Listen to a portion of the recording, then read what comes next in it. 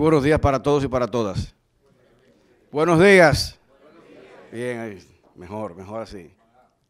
Bien, para mí es un gran honor. Yo soy el mayor general retirado Rafael Guillermo Guzmán Fermín, ex jefe de la Policía Nacional, y compartir en este evento importante en la 11ª Cumbre de Seguridad y Defensa, con temas importantes sobre seguridad ciudadana. Y la seguridad ciudadana no solamente es la simple acción de reducir los delitos, sino es algo más complejo, algo más abarcador. Es un proceso más bien de aplicación, de fortalecimiento, de acciones para lograr el establecimiento de políticas para la convivencia social, para la reducción de los delitos también, para lo que es la seguridad civil más bien. Y para esto le dejamos aquí con nuestro señor expositor. Un aplauso para John. Porque cuando hablamos de ciudades inteligentes, les puedo decir que Santo Domingo ocupaba el lugar 139 dentro de las 180 ciudades evaluadas el año anterior, y algunos de ustedes mismos no se lo creían. No, pero eso no puede ser cierto, qué inteligente, man. Alguien me cuestionaba. Pero es muy importante que entendamos que las ciudades inteligentes no son solo cámaras, no son solo tecnología, no centros de comando y control. Los indicadores de medición de una ciudad inteligente están basados en indicadores de felicidad de su población, número de universidades por cada 100.000 habitantes, galerías, temas comerciales, indicadores tan diversos como la participación política y la equidad de la mujer dentro del mercado laboral y político. Entonces los indicadores son muy diversos, por eso no se sorprendan que uno encuentre unos buenos indicadores o que ustedes hayan superado muchas ciudades en el mundo, porque hay muchos indicadores, digamos el nivel de felicidad, cuando hablábamos mucha gente decía, no, aquí vivimos muy contentos, vivimos bien, y eso se transmite a un índice y a un número que nos implica generar unos valores para el tema. Hoy una ciudad inteligente es la que está dedicada o la que está enfocada en desarrollarse desde el punto de vista económico, pero siempre con un tema atrás que es transversal a todos, la sostenibilidad. Es decir, cómo crecemos económicamente sin acabar con el medio ambiente, cómo crecemos de parte social sin acabar con el medio ambiente y cómo optimizamos los recursos que tenemos el día de hoy. Entonces, todo viene evolucionando. Vamos a empezar a hablar. Ayer algo que me faltó hoy para iniciar aquí es, quiero hablarles de que cuando hablamos de seguridad pública, como lo decía el mayor general, el concepto de seguridad pública ha cambiado.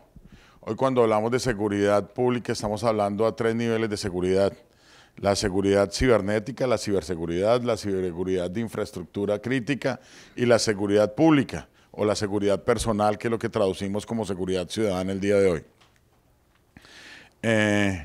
Estos son los desafíos de la edad moderna. El crimen ha evolucionado, los efectos de convivencia han evolucionado, toda la tecnología ha evolucionado y presenta unos desafíos más fuertes cada vez más. El principal desafío, como hablaba en la introducción el mayor general, es la urbanización de las ciudades. Hoy América Latina es el continente más urbanizado del mundo. Hoy estamos pasando el 70% en niveles de urbanización en algunos países, entonces la gente se está quedando en el campo y esos procesos de urbanización hoy generan desafíos muy importantes.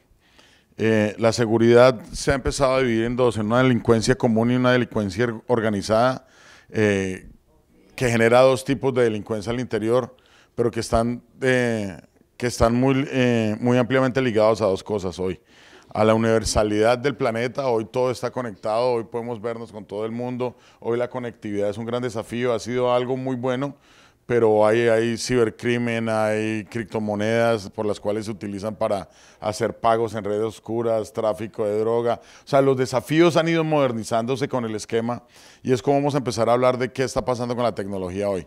Hoy ustedes van a escuchar cosas interesantes, o les quiero plantear y mostrar cosas que están pasando.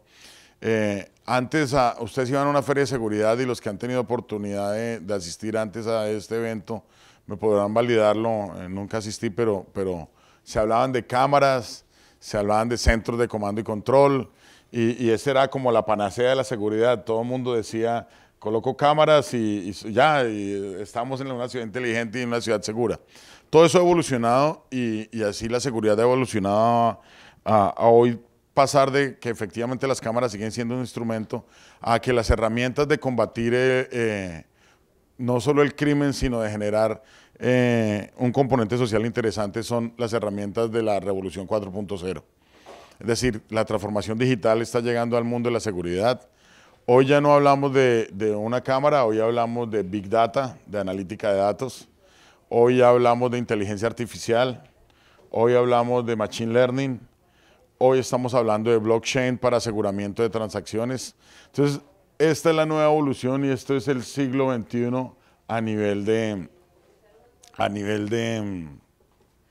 operaciones. Hoy les voy a mostrar algo aquí. No sé si alcanzan a ver, ¿sí se alcanza a ver? Hace unos 10 años esta fue la primera evolución de lo que eran las ciudades inteligentes en materia de seguridad. Se empezó a conseguir unos resultados en Los Ángeles, Chicago, Nueva York. Son modelos matemáticos que intentan explicarnos el comportamiento y la predicción de algunas materias. Aquí hay algo muy interesante, por ejemplo, el software de predicción de terremotos fue utilizado para generar predicción a nivel de seguridad en Los Ángeles. Efectivamente, estos fueron los primeros modelos, fueron modelos muy interesantes, logrando resultados en su momento muy significativos. Se logró la reducción del crimen en un 33%, crímenes con violencia bajaron en un 21%, delitos contra la propiedad bajaron en un 12%. Todos estos algoritmos y todos estos modelos realmente tuvieron algunos resultados interesantes, pero nos empezamos a dar cuenta que los modelos algorítmicos cambiaban porque el delito muta y cambia respecto a lo que iba pasando.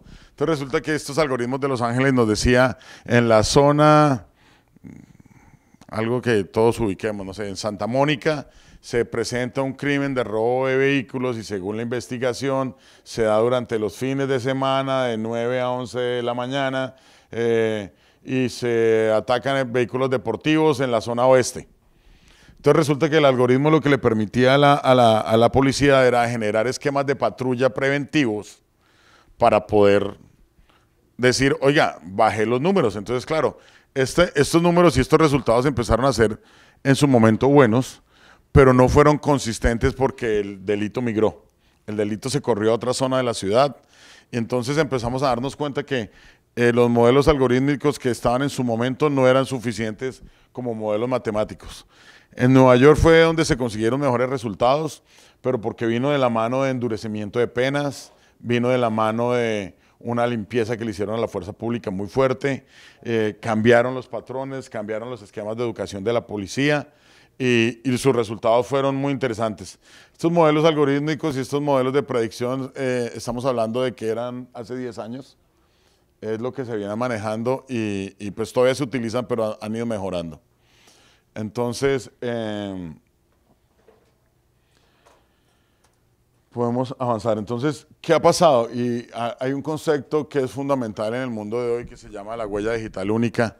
Y esto es un poquito más allá de lo que hablábamos cuando hablábamos de las cámaras y hablamos todos. Hoy cada uno de ustedes cuando salió de su casa, el que tuvo vehículo, llegó, encendió su vehículo, salió de su casa y si existieran en Santo Domingo, hoy, por ejemplo, cámaras de seguridad muy seguramente pasaron enfrente de alguna cámara de seguridad en su trayecto viniendo aquí. En algunas ciudades, hoy los vehículos superiores al 2006 vienen con el Bluetooth encendido de fábrica, eso viene en el radio de sus vehículos. Entonces, salen ustedes por su vehículo hoy y en una ciudad moderna podrían encontrar que les leyeron la placa, que si pasaron por el peaje y tuvieron la necesidad de utilizar el pago automático, pasaron con un tag y pagaron y siguieron de largo. Y hoy, por ejemplo, hay algo que se me olvidó contar la noche anterior, es que hoy en Santo Domingo, por ejemplo, tienen unos sensores de estos Wi-Fi Bluetooth en el peaje de las Américas, que va hacia el aeropuerto, que son sensores que lo que identifican son las señales Wi-Fi y Bluetooth de los dispositivos que están en la vía. Es decir, pasa el vehículo, yo leo el dispositivo Bluetooth del radio y tomo el radio, le doy un número aleatorio y entonces el radio de la placa XYZ224 que pasó con este tag, al interior del vehículo iba un Apple Watch, iba un teléfono, iban unos manos libres. Entonces resulta que esto es la evolución de la seguridad al día de hoy. Hoy tenemos algo más contundente que las huellas dactilares, son las huellas digitales. Las huellas digitales, esto fue el que salió en el vehículo. El que de pronto accede a transporte público y utilizó su tarjeta, accedió al metro. Al subirse al metro, si el metro, hoy en algunas ciudades tenemos la posibilidad de tener Wi-Fi público, me conecté al Wi-Fi público del transporte público y llegué aquí. Pues resulta que ustedes desde que entraron a la estación han dejado toda una huella de cómo han trascendido el día de hoy. Muchos de ustedes, y parte de la discusión que tenemos es la privacidad de los datos. No, pero ¿cómo así? ¿Pero cómo el gobierno va a poner seguidores Wi-Fi, Bluetooth? ¿Cómo? Cada uno de ustedes los invito a hoy que abran, solo por inquietud, 2 o 3 aplicaciones de las que tienen en sus teléfonos celulares el día de hoy. Y puedo apostarles que Google sabe más de ustedes que lo que sabe la propia familia. Los hábitos de consumo, cómo se mueven, a qué horas salen, a qué horas llegan, en qué zonas de la ciudad estuvieron. A través de Google hoy, si ustedes tienen una cuenta de email y un número conectado, Google les da un reporte de dónde han estado durante los últimos meses, en qué sitios de la ciudad, a qué horas, y puede reportar hábitos de consumo. Hoy Waze, que nos ayuda a salir del trancón, tiene pues nuestra casa, nuestra oficina. Hoy tenemos un esquema preventivo que cuando nos subimos a Waze, Waze a las 6 de la tarde me dice, va para la casa, y él automáticamente me pregunta, ¿para la casa? Y yo le digo, sí, no tengo ni que decirle que voy para la casa. Entonces, estos son los desafíos. Esta es la nueva generación de seguridad. Las cámaras siguen siendo importantes, los centros de comando, la operación, pero toda la integralidad del sistema es lo que ha evolucionado. Esta es la nueva visión de seguridad a nivel mundial. Hoy en países en donde funciona el tema del tag electrónico, del Waze, de las aplicaciones móviles, pues efectivamente todos los temas de investigación, todos los temas de operación, de seguridad han evolucionado. Entonces, hoy quiero mostrarles un poco cómo funciona el esquema de operación hoy. La seguridad antes, a unos años les decía, era crear un centro de comando y control con muchas cámaras para que la gente viera y la percepción de seguridad existía. Hoy, en una encuesta que se hizo en Santiago de Chile, se descubrió que la percepción de seguridad era la misma poniendo una cámara verdadera o una cámara ficticia que no transmitía, porque era la percepción de seguridad del ciudadano lo que importaba. Entonces hoy las operaciones, los centros de comando y control de ciudad deben ser unas operaciones integradas. Las plataformas han evolucionado. Antes conocíamos lo que eran las plataformas de operación, en donde uno llamaba, ustedes tienen un centro de emergencia aquí nuevo, no tiene mucho tiempo de haber sido instalado, donde ustedes llamaban y ellos hacían despachos desde esta zona. Las plataformas nuevas de seguridad han evolucionado. La plataforma de seguridad no es solo operativa, debe ser investigativa, debe proveer inteligencia e investigación, operación en tiempo real y, muy importante, que permita definir la política pública. De nada nos sirve un centro de comando y control con mucha tecnología si no hay datos atrás. Los datos es el futuro de la seguridad, como veníamos viendo. Si no definimos y la plataforma no genera política pública, si la plataforma no me dice, resulta que cada vez que llueve en Santo Domingo, la 27 de febrero se tranca al nivel de tal avenida con el cruce, y resulta que ayer hablábamos, nos dimos cuenta que el problema del tráfico no era ni el tráfico ni el semáforo, sino que cada vez que llovía no habían limpiado las alcantarillas. Entonces, imagínense que por eso la visión de que todo debe ser integral. ¿Cómo voy de tiempo, mi mayor? 5 minuticos. Bueno, entonces vamos a acelerar un poco el tema. A nivel de inteligencia, las plataformas de seguridad deben estar abiertas a conectar todo tipo de dispositivo, no solo cámaras, no solo botones de pánico, cámaras, sensores de ruido, temas ambientales, porque la seguridad no es solo percepción de seguridad pública, sino es algo mucho más allá. Tiene que estar disponible las plataformas de seguridad nueva, conectar bases de datos. Las bases de datos no son solo bases de datos públicas, sino también debemos conectar redes sociales. Hoy en algunos países donde hemos podido desplegar, encontramos que las redes sociales son un buen instrumento para la seguridad. Hoy en el sistema de tráfico, de transporte público en Bogotá, hay un algoritmo 7x24 investigando redes sociales con palabras claves y ha permitido empezar a generar campañas reactivas, por ejemplo, para procesos de bloqueo del transporte público.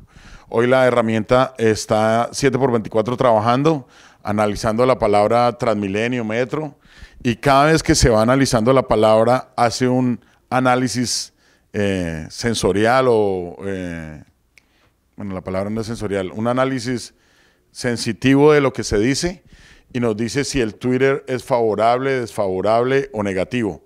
Y nos empieza a dar una calificación del tema. Entonces, esto nos permite generar seguridad pública a través de redes sociales e investigación. Es muy importante que existan módulos de investigación que nos permita ir a averiguar qué pasó en el pasado y hacer un análisis de datos. Bueno, vamos rápido. 5 más. Oh, bueno, qué bueno. Entonces ya no vamos a ir tan rápido.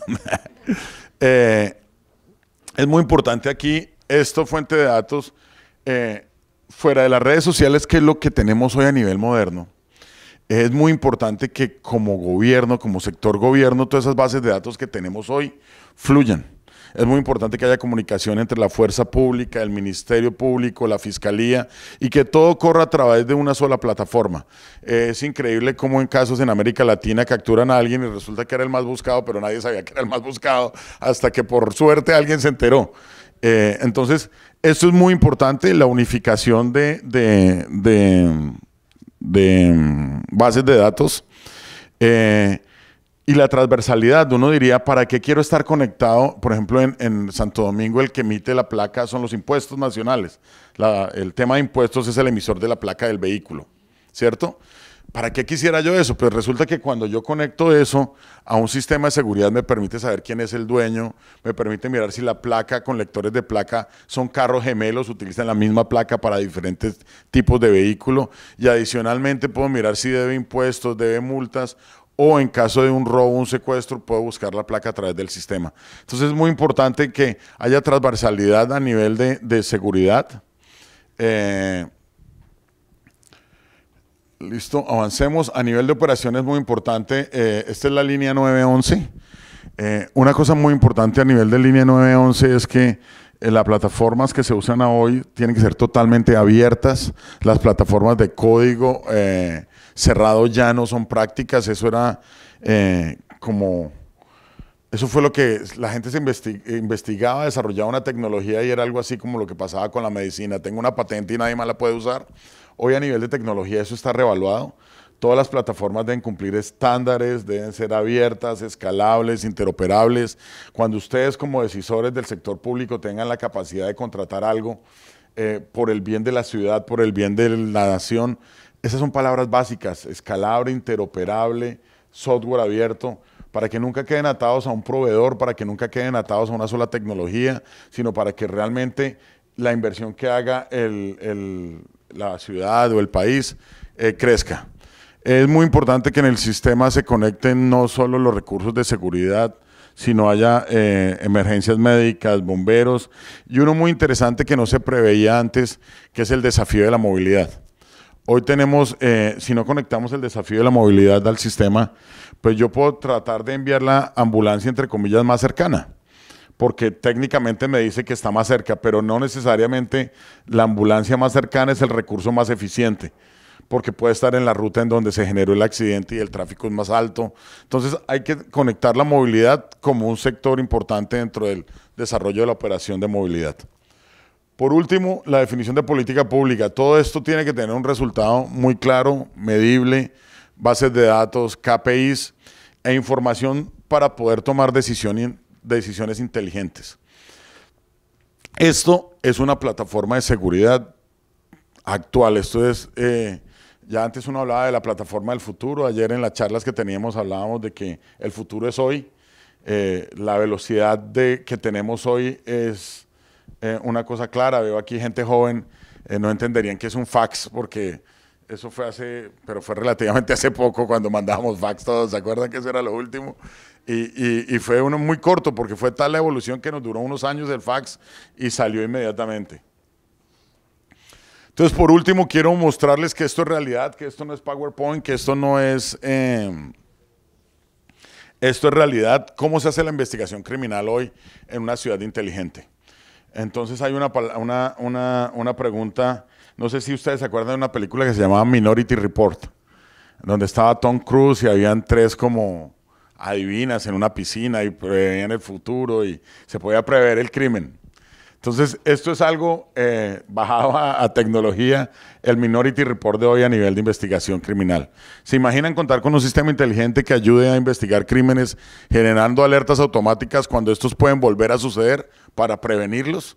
Que la seguridad sea preventiva y no correctiva. Hablamos con el mayor general que parte del desafío de la policía es que es muy difícil de decir, oiga, yo previne que robaran a 10 personas, porque como no la robaron, nadie supo que las iban a robar. Entonces el esquema de preventivo es muy difícil medirlo. Y ahí es donde está el gran esfuerzo de la fuerza pública el día de hoy, que la gente no lo ve, lo ven cuando realmente capturaron a alguien, lo ven cuando se les voló a alguien, porque lo malo tiene mucha publicidad a nivel de fuerza pública, pero no ven el ejercicio preventivo de la seguridad. Entonces, hoy estas plataformas están diseñadas para hacer esto que ustedes van a ver. Algunos lograron ver este ejercicio el día de ayer, lo repito para los que no estaban. Hoy una plataforma en el área de investigación debería permitirles a ustedes filtrar la información de redes sociales, las informaciones de las bases de datos y hacer investigación criminal de lo que ustedes quieran hacer. Quieren hablar de robos en el metro, quieren hablar de robos en el sistema de transporte público, de robos de vehículos, de asaltos a vivienda. Toda la base de datos y las redes sociales deben estar conectadas a la plataforma y nos permitirán hacer algo como esto. Definir de qué día voy a investigar. Entonces, no sé, un crimen el día de hoy. ¿Qué crimen queremos investigar hoy? ¿Ninguno? Bueno, entonces volvamos a cómo está el ejemplo, vehículos. Robo de vehículos. Entonces hoy podemos definir el tipo de crimen que se va a investigar: robo de vehículos, robo a mano armada, disparo de un arma de fuego. Podemos hacer investigación de lo que ustedes quieran dentro de la ciudad y una ciudad sensorizada y con redes sociales. Defino las fechas, las horas, el tipo de crimen y le digo al sistema, deme un reporte de lo que se ha conseguido frente al robo de vehículo en la zona centro de Santo Domingo. Y el sistema, a través de investigación de redes sociales, de la fiscalía, de los procesos de judicialización, de las bases de datos de la policía, me encuentra que en la última semana esto no ha sido los 5 robos de vehículo en la ciudad. Vienen y me dicen, ok, definamos la búsqueda. Yo le digo que me haga una búsqueda alrededor de esos puntos 30 minutos antes del robo, 30 minutos después del robo, y que adicionalmente me defina 500 metros como radio de acción. Entonces el sistema automáticamente carga una búsqueda en toda la zona centro de la ciudad, a 500 metros de cada robo, dependiendo la hora, y me hace un barrido de todo lo que pasó en esa zona.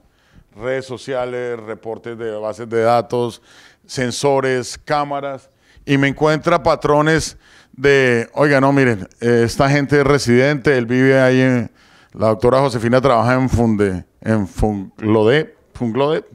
Entonces es residente en la zona, ella llega todos los días a trabajar a 6:30 de la mañana, no es posible que haya sido ella del robo. Entonces la plataforma, a través de inteligencia artificial, empieza a encontrar qué patrones son anómalos y qué patrones son comunes y empieza a definir entre residentes y no residentes. Y después de cruzar todas las 5 puntos nos llega un resultado. Cada vez que hay un robo vehicular encontramos esta placa de vehículo, este celular Wi-Fi, este Bluetooth de vehículo, este celular Wi-Fi, y nos da una posible lista negra o unos posibles delincuentes. Entonces, hoy eso nos permite hacer investigación porque como el sistema guarda todo lo que hay hacia atrás, o nos permite hacer prevención, que esto es la parte operativa, me permite insertar en la plataforma de operación. ¿Se acuerdan que hablamos de investigación, operación y política pública? Me permite identificar en el área y generar una alerta para que en el centro de operaciones le hagan un seguimiento en tiempo real y apenas aparezca mi grupo de bandidos, de manera automática el sistema diga alerta, lista negra, banda de robo de vehículos, fue ubicada dentro de la zona de nuevo y lleguemos a esto, a poder seguirlos en tiempo real y hacer capturas. Hoy el sistema ya está en algunas ciudades de América Latina, ha sido exitoso y tiene éxitos probados a nivel de secuestro, de crimen organizado, de bandas de robos de vehículos. Esto es un poco hoy lo que está pasando, esto es lo que, ya para terminar un minutico y termino, esto es lo que estamos hablando de redes sociales. Hoy las redes sociales alimentan muchísima información que si se analiza en tiempo real nos está permitiendo evitar bloqueos al transporte público, nos está permitiendo ubicar la policía de forma estratégica para la lucha del crimen.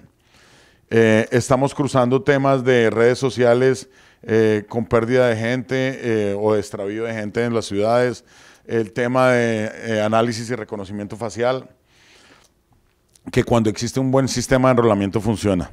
Entonces un poco lo que les quería contar hoy es que la seguridad, ya para cerrar, evolucionó. La seguridad no son solo cámaras, no es un centro de comando y control. La seguridad del 2020 es analítica de datos, inteligencia artificial, machine learning, blockchain para el aseguramiento de todo el esquema probatorio. Esas son las nuevas tecnologías, hacia allá debemos ir. Y por último, no son tecnologías ajenas, esto no pasa en la NASA, no es ingeniería que no se da sino en el primer mundo.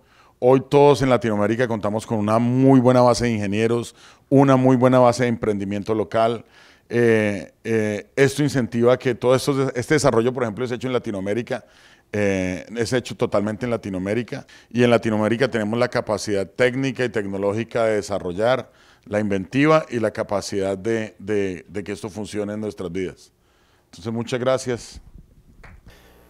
Primero que nada, muchas gracias por la invitación. Encantado de estar aquí. Como pueden ver, estoy afiliado a Pucamaima y tenemos un grupo donde estamos desarrollando diferentes iniciativas relacionadas con las Smart City, con las ciudades inteligentes, ¿no es cierto? Entonces, aquí les vengo a comentar justamente sobre la revolución digital y de qué manera las ciudades tienen que verse transformadas para volverse inteligentes. Entonces empezamos. Si tienen alguna pregunta, alguna duda, por favor, como estamos un poquito con el tiempo, si quieren al final pues dejamos un espacio para que puedan hacer las preguntas y ahí juntamos todas. Entonces ya habían comentado anteriormente que estamos ante un proceso de urbanización, que significa que la gente está migrando de las zonas rurales y están llegando masivamente a las ciudades. Y ese fenómeno pues se ha ido incrementando con el paso de los tiempos, ¿ok? Y ¿eso qué significa? Significa que las ciudades de alguna manera se van a ir sobrepoblando y que vamos a necesitar hacerlas mucho más eficientes. Necesitamos que cada ciudad pues pueda dar atención no solamente en temas de alojamiento, sino en temas de educación, en temas de salud, en temas de todo lo que ustedes se puedan imaginar, ¿ok? Y muchas ciudades no están preparadas para el volumen de gente que está llegando. Y eso es lo que vamos a juntarlo con la disrupción tecnológica y es un momento muy importante para poder entender lo que es una ciudad inteligente realmente. Entonces, lo que tenemos entre manos, estamos hablando de un entorno donde el ciudadano pues, sea el centro de la estrategia de ciudad inteligente y todos los servicios públicos sean mucho más eficientes, que se pueda dar una mejor atención en el momento oportuno y con la calidad adecuada, ¿ok? Entonces, otro punto importante es que tenemos que implicar a todos los grupos de interés, a todos los interesados. No estamos hablando solamente de los ciudadanos y del gobierno, sino también estamos hablando de la academia, estamos hablando de las empresas, estamos hablando de las ONGs, etc. ¿Ok? Donde la tecnología es básicamente el elemento disruptor, es lo que va a generar que se puedan hacer más eficientes todos estos servicios.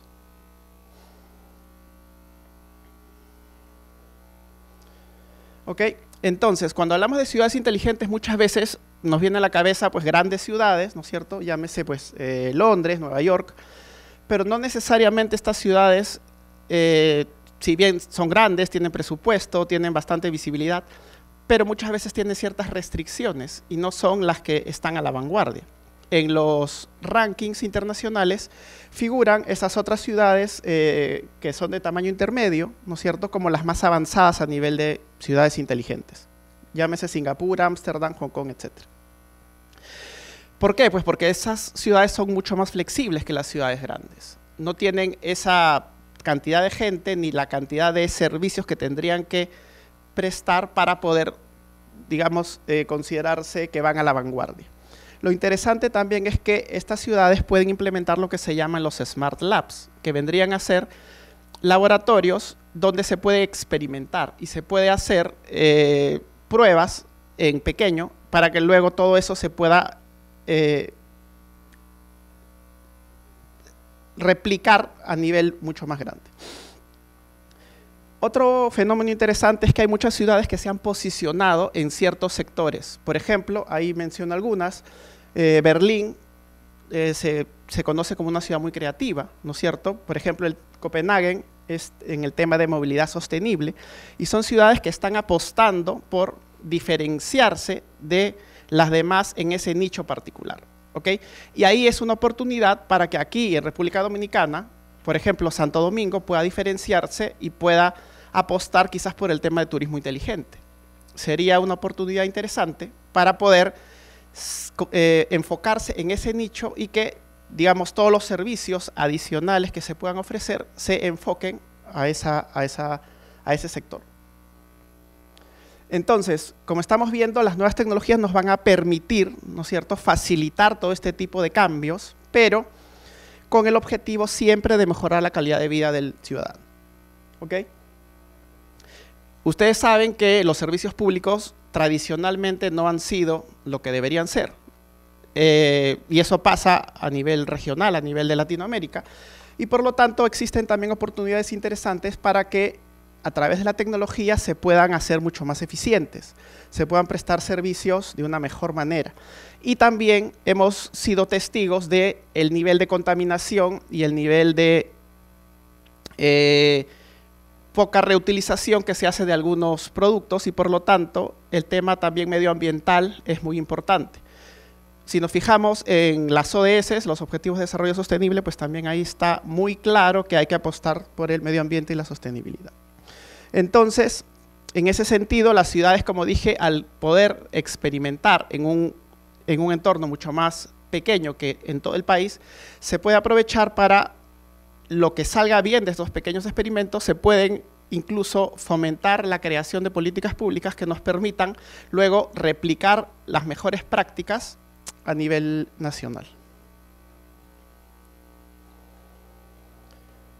Entonces, ¿qué retos tenemos? Básicamente, como estamos hablando de un ecosistema, las ciudades tienen que fomentar, tienen que potenciar estos ecosistemas digitales, pero no solamente a nivel del gobierno, sino para que cualquier persona, cualquier ciudadano pueda aprovechar estas iniciativas y proponer también sus propias ideas para poder salir, dar soluciones a problemas que se tengan.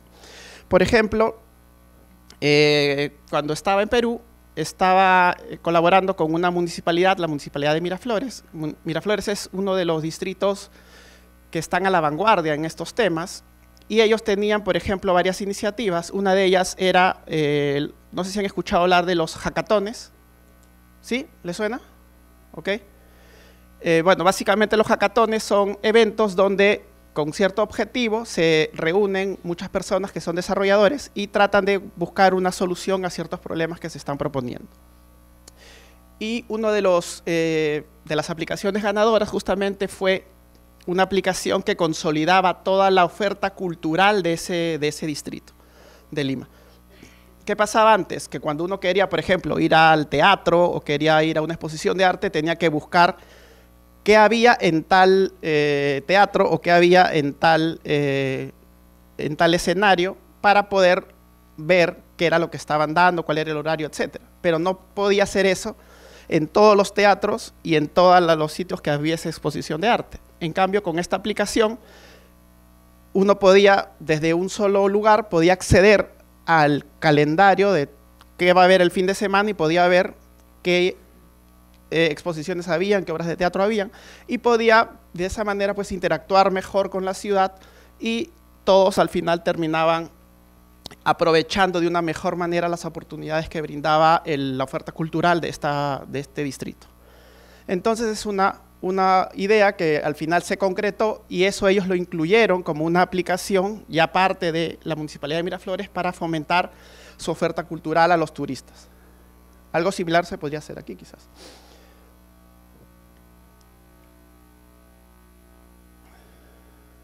Entonces, como ven, se pueden generar sinergias, ¿no es cierto?, tanto entre personas, entre empresas, entre el gobierno, entre la academia, y básicamente se pueden buscar resolver problemas que todos tenemos, como por ejemplo el problema del transporte. Otra iniciativa interesante que tuvo la Municipalidad de Miraflores fue un convenio con Waze. Han usado, me imagino, Waze para manejar, para encontrar la ruta más óptima para llegar al trabajo o a la casa. Pues Miraflores firmó un convenio con Waze para poder lograr retroalimentarse de las situaciones que afectaban de cierta manera el tráfico. ¿Qué pasa? Ustedes saben que Waze tiene información en tiempo real, pero depende básicamente de lo que el conductor le reporte. Si el conductor va lento, Waze entiende que allá hay un tapón, hay una retención y por lo tanto va más lento. Pero ¿qué pasa? La Municipalidad de Miraflores da las licencias para las construcciones, para las obras, ¿no es cierto? Entonces, si la municipalidad sabe que tal calle va a estar cerrada porque va a haber una construcción de un edificio y no va a haber tránsito, porque ya ellos han dado el permiso para que se pueda hacer, ellos le reportan eso a Waze y Waze de antemano no espera que se arme el tapón en esa calle porque no hay paso, sino que de antemano Waze cierra la calle en la aplicación y empieza a mandar a los desvíos por otras zonas. Entonces, de esa manera, la municipalidad no reacciona, sino al contrario, previene una situación que puede derivar en un tráfico elevado y evita, ¿no es cierto?, que el ciudadano pues pierda tiempo en una situación que se podía mejorar. Y de la misma manera, Waze, cuando encontraba algún evento, algún choque, algún problema de tráfico, se lo reportaba directamente a Miraflores para que Miraflores mandase a un efectivo y que ese efectivo pues resolviese el problema que estaba ocurriendo en ese momento. Entonces esas colaboraciones son interesantes porque permiten a las ciudades pues tomar iniciativas que al final van a favorecer a todos los ciudadanos. Y esto pues está de la mano con lo que dice abajo, ¿no? El tema de innovación abierta. Nosotros en las empresas, en las instituciones públicas, no necesariamente vamos a tener siempre al que más sabe o vamos a tener a todas las personas necesarias para lograr una solución y por lo tanto la innovación abierta nos permite acceder al conocimiento que está fuera de los límites organizacionales. Y eso es muy importante para poder innovar. Sin eso no se puede innovar. Entonces, estamos viendo, resumiendo un poquito lo que hemos estado hablando, que el grado de la digitalización de las personas también ha ido en aumento, ¿no es cierto? Hemos visto hace un rato la exposición de cómo hemos ido pasando de un teléfono que parecía un ladrillo, ¿no es cierto?, a los smartphones de ahora, y las personas también han ido desarrollando diferentes habilidades, ¿no es cierto? Antes las personas pues eran analógicas y ahora son digitales, ¿no es cierto? Entonces eso ha ido cambiando y por lo tanto las personas esperan también que los servicios vayan evolucionando y que estos servicios sean prestados de una manera que sean más fáciles y más asequibles para todos nosotros. ¿Ok? En este contexto, pues obviamente todos los ciclos se van acortando y uno espera pues que los trámites y los procedimientos sean más cortos y más acordes con los nuevos tiempos. Bueno, ya hemos visto, estos avances tecnológicos generan hiperconectividad, todo el mundo está conectado todo el tiempo, ya uno no entiende cómo hay personas pues, que podían vivir sin estar conectados al 100%, y también nos genera la posibilidad de nuevos modelos de negocio aprovechando esta posibilidad de colaboración, no solamente, como les decía, entre personas, sino también persona-empresa, persona-gobierno, academia, lo que se conoce como la cuádruple X. Perdón, cuádruple helix. ¿Ok? Entonces, si hablamos de revolución digital, que es todo lo que hemos estado comentando, ¿no es cierto? Estamos hablando que estas ciudades necesitan generar ese compromiso en las personas. Las personas necesitan involucrarse, necesitan participar y se deben dar las herramientas para que la gente pueda participar, ¿no es cierto? Lo que dijimos hace un rato de la participación ciudadana es muy importante para que la gente esté al tanto de lo que pasa en su ciudad y que también pueda tomar decisiones, pueda contribuir con ideas, pueda dar soluciones, porque es la mejor manera de llegar a soluciones concertadas y que todos los grupos de interés pues tengan, colaboren con su granito de arena.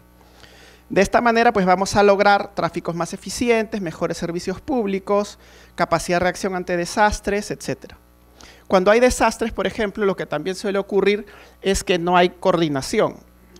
Yo hice hace algún tiempo un estudio que analizaba situaciones de crisis en diferentes países y básicamente los resultados eran que muchas veces el gran problema era justamente la falta de coordinación. Las diferentes instituciones, por tratar de resolver todo rápidamente, muchas veces duplican esfuerzos, muchas veces los hospitales colapsan porque todos los heridos llegan al mismo hospital cuando se podrían distribuir de acuerdo justamente a la capacidad de cada hospital. Si no se tiene toda esa información en tiempo real, pues no se puede reaccionar de una manera adecuada.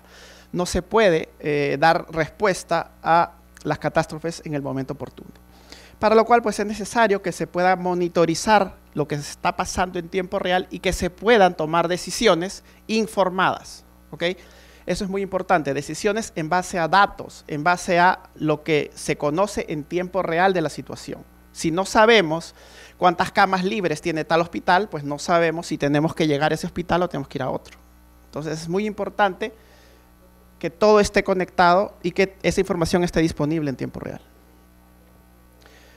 Aquí les muestro un estudio que hizo el IES de España sobre las ciudades en movimiento, donde les muestro 12 claves para lograr justamente que esa evolución a una ciudad inteligente. Ya hemos hablado bastante del número 1, emplear las tecnologías de información y comunicaciones para lograrlo. El número 2 es sobre edificios inteligentes, ¿no es cierto? Cada vez hemos escuchado hablar más y más de edificios inteligentes, pero no significa solamente pues, que el edificio abra la puerta automáticamente cuando uno está enfrente, sino también que haya, por ejemplo, un control energético, por ejemplo, que sean autosostenibles, que generen su propia energía, ¿no es cierto? El tema de planificación urbana y eficiente. Hay muchas ciudades que han crecido desordenadamente y que ya no se dan abasto por la cantidad de personas que viven en esa ciudad, los servicios públicos no son los adecuados. Entonces, 2 minutos, ok. Entonces es algo que hay que tener en cuenta. La movilidad urbana y el transporte público. Muchas veces las personas prefieren usar sus autos porque el transporte público no es el adecuado o no hay los niveles de calidad esperados. Sí, por ejemplo, yo viví en España mucho tiempo y yo en España no necesitaba auto. Yo me iba a cualquier lado en metro o en el autobús o en el tren de cercanías y no necesitaba, la verdad, tener auto. El tema de la gestión de residuos, que está de la mano con el siguiente punto, que es el tema medioambiental, también es muy importante. El entorno social, la educación, ¿no es cierto? La educación es básica para poder salir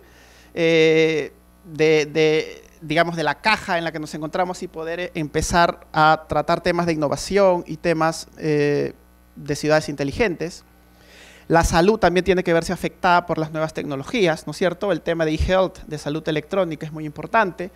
El comercio electrónico también como una de las piezas fundamentales para también agilizar el pequeño comercio. El tema de la transparencia de datos entre ciudadanos, entre el gobierno, entre la administración pública en general, y el tema de datos abiertos también es muy, muy importante.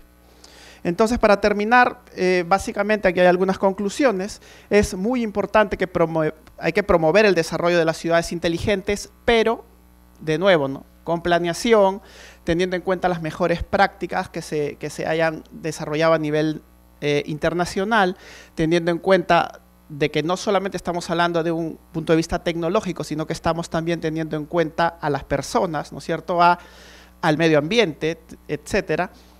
Hay que, obviamente, estandarizar. Muchos problemas de interoperabilidad surgen porque no hay una homogeneización de una estandarización de las infraestructuras y por lo tanto no hay comunicación entre sí. Entonces eso es muy útil también para poder utilizar los datos abiertos para poder dar este tipo de soluciones que les había comentado que se dan en la Municipalidad de Miraflores. El tema de la confianza digital va de la mano de la transparencia también. Hay que fomentar modelos de relación público-privados para que las empresas también sean parte de la solución y que a través de estos convenios se pueda mejorar infraestructura y se puedan aportar soluciones a los problemas reales de la población. Y las iniciativas no deben ser aisladas, debe haber un mapeo de todas las iniciativas para buscar sinergias y para que sean más eficiente la utilización de los recursos. ¿Okay? Muchas gracias. Se reportó que alrededor del 55% de la población mundial reside actualmente en zonas urbanas, en ciudades. Y esta cifra se indica que en 3 décadas básicamente se va a incrementar en un 13% hasta un 68%. El año pasado, sin embargo, la ONU nuevamente ratificó estos valores para Latinoamérica y el Caribe e indicó que no va a ser de un 13% el incremento, sino de un 18% para lo que es Latinoamérica y el Caribe, lo que nos afecta directamente en nuestras ciudades y hace que el tema que estamos tocando hoy en día tenga mucha relevancia para todos los que estamos acá presentes. Las ciudades inteligentes, como su concepto lo dice, amerita que se tomen decisiones inteligentes y que se hagan cosas inteligentes, como desarrollar relaciones positivas, principalmente entre los sectores gubernamentales, las instituciones privadas y los ciudadanos, todos a fin de promover mejoras tanto en lo social como en lo económico como en lo medioambiental. Este es el propósito básicamente de una ciudad inteligente, no solamente para la generación actual, sino para las futuras. Y considerando la tasa de crecimiento que acabamos de mencionar, debemos de considerarlo porque los recursos son limitados y de nosotros depende optimizarlos para las próximas generaciones que vienen a reemplazarnos. Una ciudad inteligente tiene múltiples sensores transmitiendo información en tiempo real, tiene múltiples dispositivos acoplados a Internet, tiene una serie de software que analizan todos estos datos y reproducen información importante para la toma de decisiones. Tienen unas interfaces que permiten la interacción entre los diferentes actores y tienen unos sistemas que protegen estas interacciones, estas transmisiones de datos. Y por último, tiene una serie de planes de acción que están dirigidos a lograr estas mejoras. El fin de toda ciudad inteligente es, al final, tener industrias inteligentes, tener servicios inteligentes, transportes inteligentes y gobiernos inteligentes y ciudadanos inteligentes. Ese es el propósito de una ciudad inteligente, pero todas las ciudades son diferentes. Cada ciudad es distinta porque los ciudadanos que las habitan tienen necesidades distintas. ¿Okay?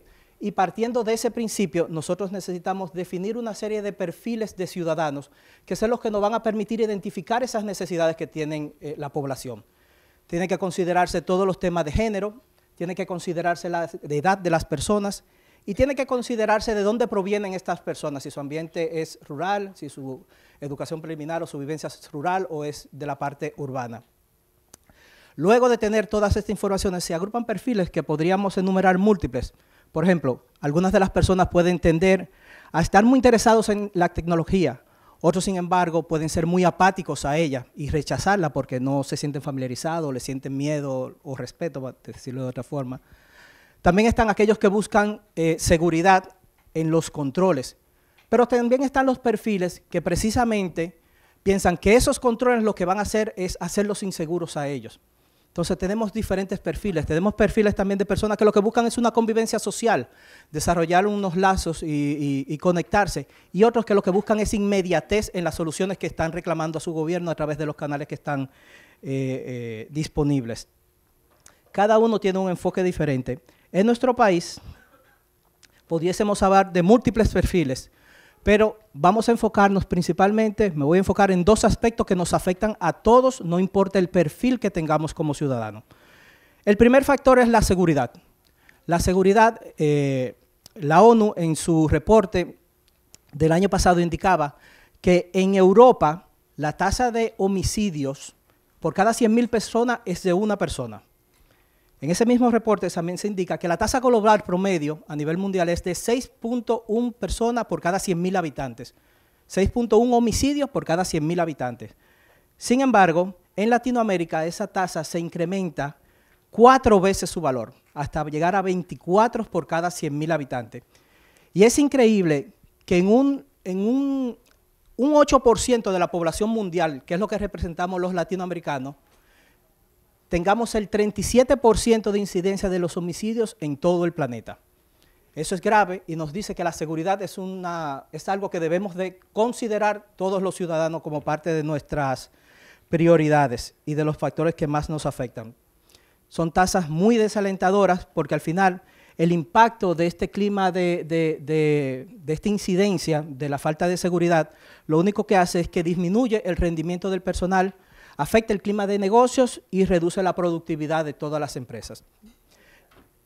Esto es sumamente importante. Si nosotros esto lo vemos desde el punto de vista de un perfil ciudadano, y si tomamos como en cuenta que para que las medidas que se están tomando actualmente en la educación, para que rindan su fruto a nivel de educación ciudadana, y podamos de aquí hasta que podamos tener un sistema judicial que pueda ayudarnos y en el que podamos confiar que se implementen medidas drásticas y que generen un efecto hacia las generaciones que le siguen, nosotros tenemos que comenzar a tomar medidas inteligentes. Tenemos que tomar medidas inteligentes usando la tecnología que está disponible hoy en nuestro alcance, tecnología como la inteligencia artificial.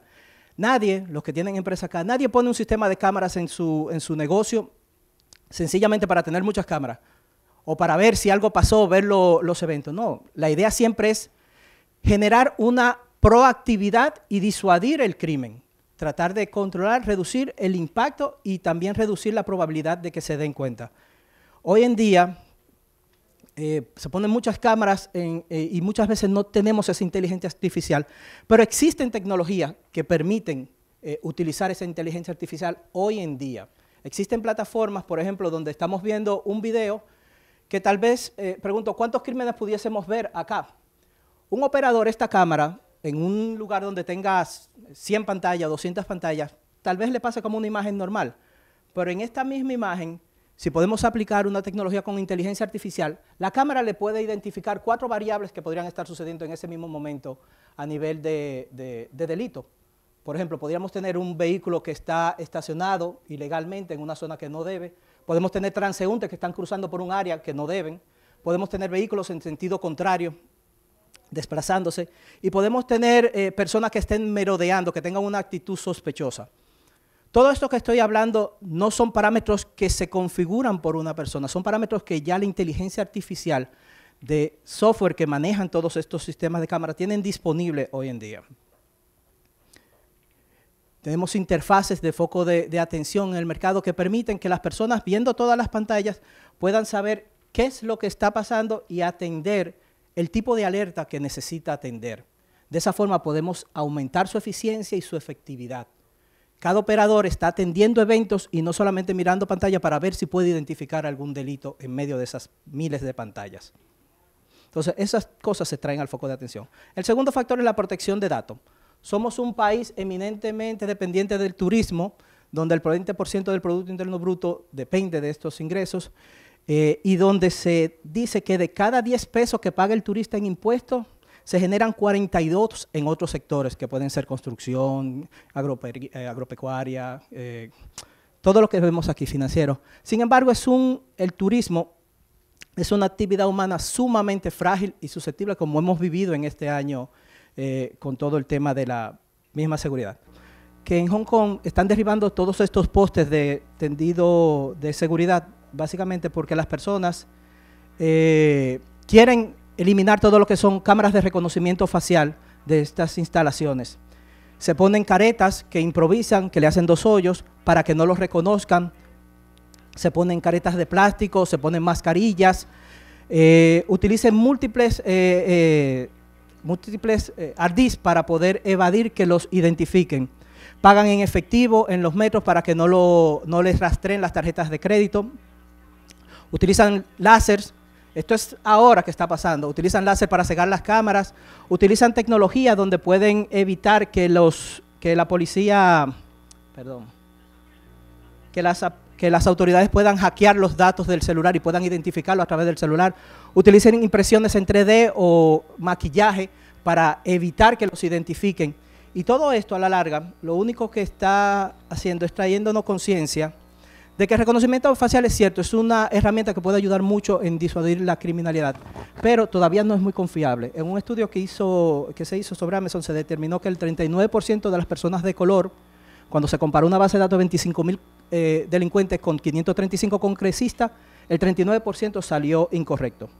¿Y por qué menciono esto? Porque la Unión Europea, el año pasado, decretó el reglamento de protección de datos. Este reglamento de protección de datos básicamente dice que la persona que recolecte, sea el nombre, la dirección de correo, una foto, un video, cualquier documento de cualquier ciudadano europeo, tiene que apegarse a esto, puede ser demandado por decenas de millones de dólares en multa.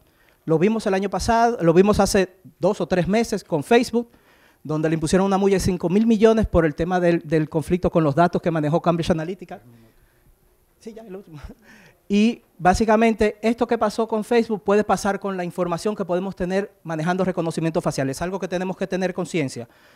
Y si a eso le sumamos lo que salió hace 2 días en las noticias, que SpaceX está lanzando unos 42.000 satélites a nivel mundial para poder tener ancho de banda en el mundo completo, y que Google desarrolló una máquina cuántica de análisis cuántico que permite en 200 segundos analizar lo que le tomaría a una computadora 10.000 años, estamos hablando que estamos en un momento donde la tecnología está en un momento de revolución. Todo esto tenemos que tener conciencia para poder exigir la protección de datos y poder nosotros poder hacer la diferencia. Existen tecnologías que no necesariamente identifican, pero me pueden manejar patrones. Por ejemplo, yo puedo escribir una mujer con vestido rojo, de 40 años, 30 años, un bulto azul, un vehículo negro, una van, una camioneta, y puedo reconocer sin identificar. Entonces son sistemas que también están disponibles y la idea es que tengamos conciencia de ello para poder hacer uso y como ciudadanos podamos exigir y conocer e implementar tecnologías que nos ayuden. Gracias. Bueno, nosotros desde Pucamaima estamos trabajando en muchos aspectos con lo que es el desarrollo de tecnología para aplicarlo, vamos a decir, a las ciudades. Nosotros vemos lo que es Smart City como un conjunto de sistemas que tienen que interactuar juntos, ¿verdad? Pero no solamente lo vemos desde el punto de vista de la tecnología. Nosotros entendemos que la tecnología es simplemente un medio para crear, vamos a decir, un nivel de satisfacción hacia la población. Y si la población no se puede beneficiar, ¿verdad? Entonces no hay un punto de instalarlo. Pero hay que tener algo bien claro. ¿Qué pasa cuando nosotros solamente hablamos de la tecnología?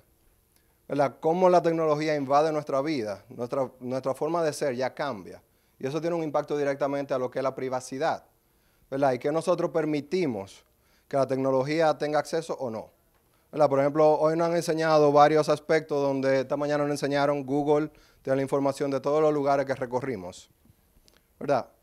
Nosotros también, por ejemplo, con sistemas de videovigilancia, lo primero que pasa es que cualquier actividad que está ocurriendo en una zona, tú sabes quiénes están y quién lo están haciendo, ¿verdad? Entonces, el hecho de que nosotros usemos esta tecnología va a impedir que yo pueda tener una libertad de querer correr, vamos a decir, en el malecón sin camisa, ¿verdad? Entonces, tenemos que pensar hasta qué nivel nosotros vamos a permitir, vamos a decir, que la tecnología invada nuestra vida, ¿verdad? Y lo importante de esto es que el concepto de privacidad o el problema de privacidad no es un problema que viene con la tecnología.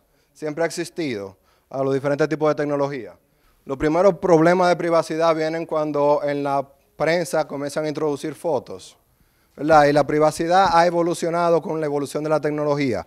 Pasó a ser se consideraba que la privacidad era el derecho del ciudadano en ser dejado en paz, ¿verdad? Pero cada cultura, cada lugar tiene una percepción diferente de lo que es privacidad. Por ejemplo, hay muchas personas que suben fotos en Instagram en la playa, ¿verdad? Pero si tú te vas a un país árabe, ¿verdad? Las mujeres no subieran una foto en bikini, ¿verdad? Entonces, el concepto de privacidad, de que si yo permito que alguien me vea en bikini o no, va a depender de la cultura, ¿verdad? Entonces, por eso no puede existir una definición única de qué es privacidad, y mucho menos como nosotros estamos usando la tecnología. Una base que podemos utilizar para definir privacidad es el derecho de seleccionar qué información personal es divulgada a quién. Por ejemplo, yo permito que Google sepa todos los lugares que yo he recorrido hoy, ayer, en la semana entera. Sin embargo, Google no le da esa información a mi esposa, ¿verdad? Tal vez yo no quiero compartir eso con ella. Pero no solamente eso, Google no le puede dar esa información a nadie. Y si ellos van a estudiar, vamos a decir, el comportamiento de la población, ellos no me pueden estudiar a mí en persona. O sea, tendría que existir un mecanismo donde ellos no saben que soy yo el que hizo ese recorrido. Solamente soy yo que puedo ver esa información de mí. Igual no puedo ver la de mis compañeros.